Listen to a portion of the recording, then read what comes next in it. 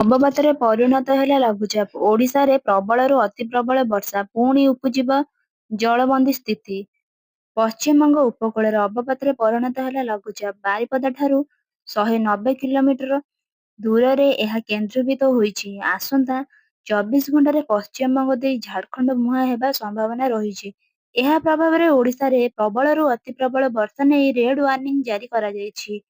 ସେପଟେ ଲଘୁଚାପ ପ୍ରଭାବରେ ସାରା ରାଜ୍ୟରେ ବର୍ଷା ଜାରି ରହିଛି।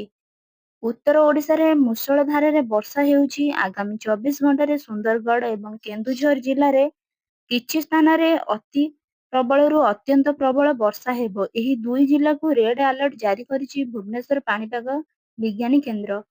ଉତ୍ତର ଓଡ଼ିଶାରେ ପ୍ରବଳ ବର୍ଷା ଯୋଗୁଁ ଫ୍ଲାସ୍ ଫ୍ଲଡ୍, ଲୋ ଭିଜିବିଲିଟି ରହିବ। ଲୋକେ ସତର୍କ ରହିବାକୁ ପରାମର୍ଶ ଦେଇଛନ୍ତି ଆଇଏମ୍ଡି ଭୁବନେଶ୍ୱରର ନିର୍ଦ୍ଦେଶିକା ଡକ୍ଟର ମନୋରମା ମହାନ୍ତି। ଏହାଛଡ଼ା ସୁନ୍ଦରଗଡ଼, ଝାରସୁଗୁଡ଼ା, ଅନୁଗୁଳ, ଢେଙ୍କାନାଳ, ଭଦ୍ରକ, ଯାଜପୁର ପ୍ରବଳରୁ ଅତି ପ୍ରବଳ ବର୍ଷା ପାଇଁ ରେଡ୍ ଅରେଞ୍ଜ ଆଲର୍ଟ ଜାରି କରାଯାଇଛି। 13 ଏବଂ 14 ଅଗଷ୍ଟ ଦୁଇ ଦିନ ଓଡ଼ିଶାର ଉପକୂଳରେ ପବନର ବେଗ 45ରୁ 55 କିଲୋମିଟର ରହିବା ସହ 65 କିଲୋମିଟର ପର୍ଯ୍ୟନ୍ତ ମଧ୍ୟ ବଢିପାରେ। ସମୁଦ୍ର ଅଶାନ୍ତ ରହିବ, ତେଣୁ ଏହି ଦୁଇ ଦିନ ମତ୍ସ୍ୟଜୀବୀମାନଙ୍କୁ ସମୁଦ୍ରକୁ ନ ଯିବା ପାଇଁ ପରାମର୍ଶ ଦେଇଛନ୍ତି। ସେପଟେ ଜଳକା, ସାଳନ୍ଦୀ, ବୈତରଣୀ ପାଇଁ ସତର୍କ ରହିବାକୁ ହେବ ବୋଲି ଜଳ ସମ୍ପଦ ବିଭାଗ ସର୍ବୋଚ୍ଚ ଯନ୍ତ୍ରୀ ଦିଲ୍ଲୀପ ରାଉତ କହିଛନ୍ତି।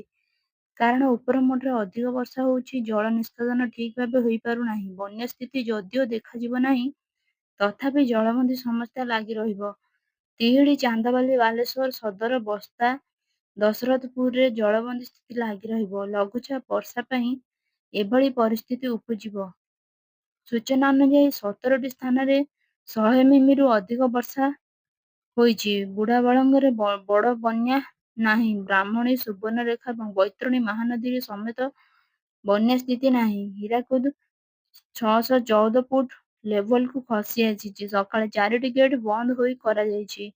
2ଟି ଗେଟ୍ ଖୋଲା ରହିଛି। କେନ୍ଦୁଝର, ସୁନ୍ଦରଗଡ଼, ମୟୂରଭଞ୍ଜକୁ ରେଡ୍ ୱାର୍ଣ୍ଣିଂ ଜାରି ହୋଇଛି। ଉତ୍ତର ଓଡ଼ିଶାରେ ଅଧିକ ବର୍ଷା ରେକର୍ଡ ହୋଇଛି।